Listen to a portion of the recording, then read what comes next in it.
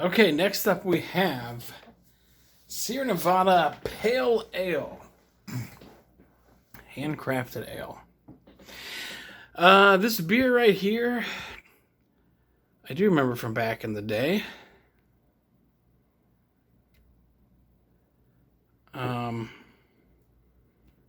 it's definitely like a longtime fan favorite of hopheads, if you will. Let's go ahead and even read the description because it's so fancy. It deserves it. I brought my most fanciest of glasses as well.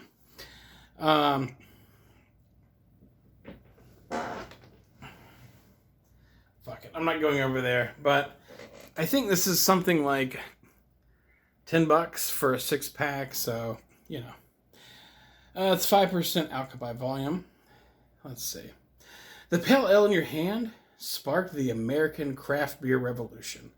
Bold and complex, with pine and citrus notes from whole cone cascade hops. This pale ale was first brewed in 1980, to a generation of introduced a generation of the glory of hops. None of this is airing, by the way.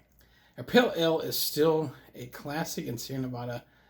Brewing company is still 100% family owned, operated, and argued over. So I wouldn't normally roll my eyes at the cheesy, like, oh, this is family owned type stuff. But it seems like a lot of these little small places are, not a part of the big, evil, nasty corporations. Eventually get bought up. They sell out, get bought up. If this one is still, as of this recording, like not, then that's something to celebrate.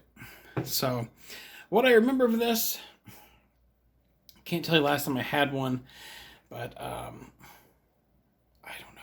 I remember having them back in the day a few times at bars and such, and I think they kind of give me a bit of a headache. Very intense. I always thought they were more than just 5.6%. I thought they were more like 7, but there is a Tornado Extra IPA that's available, which that could be the one I'm thinking of. I don't know. So it's been a minute since I actually had a intense beer, so let's go ahead and get to it. My fanciest glass for my fanciest beer. I said screw the old wallpaper of trying to set a mood for this. The mood is Thundercats Ho. All right. And there you go. I'll get it out of the way from the red. Take a better look at it. And it is kind of a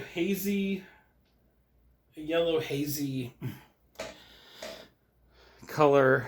A much darker yellow than the cores before it, for example. All right, let's smell it here.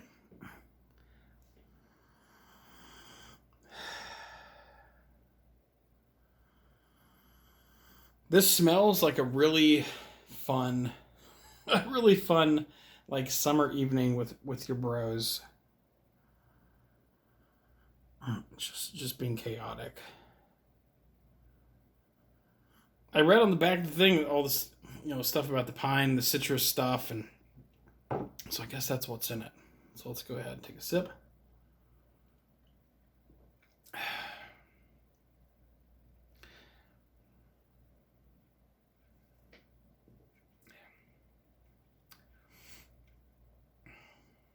That's about what I remember. Although honestly, I think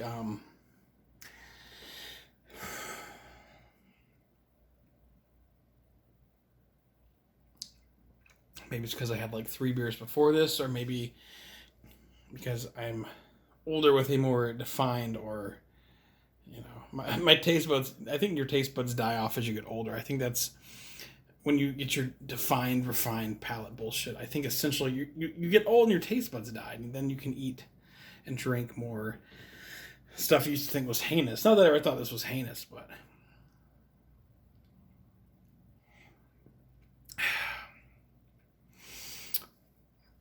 I'm enjoying this a lot more than I thought I would. So for that alone, I'm pretty impressed with it. Let me think about this one here.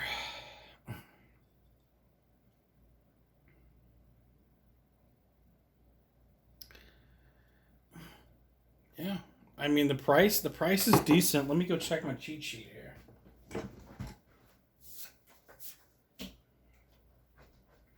Yeah, a 6-pack is $10, which again, we're talking about today's world. And a 12-pack is 15. I think a 6-pack would be perfectly acceptable for this. Like, if you just want to have some fucking beer, you know?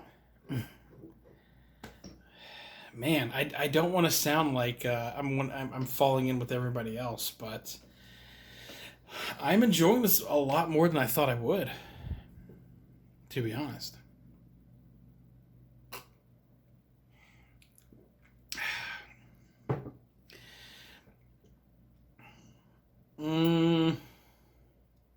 This is tough. This is tough. It's definitely not. It's definitely not a 3. But I gave Dos Equis a 4, which is essentially like drinking sweet tea or something. But you know, again, we keep this. This is a very simple program here. It's essentially just: does the beer taste bad, okay, or good? That's essentially what this is. And I would say this tastes slightly above the middle region. So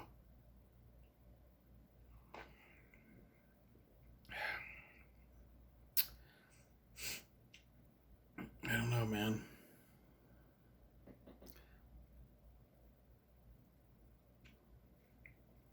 Not something I'd have every day.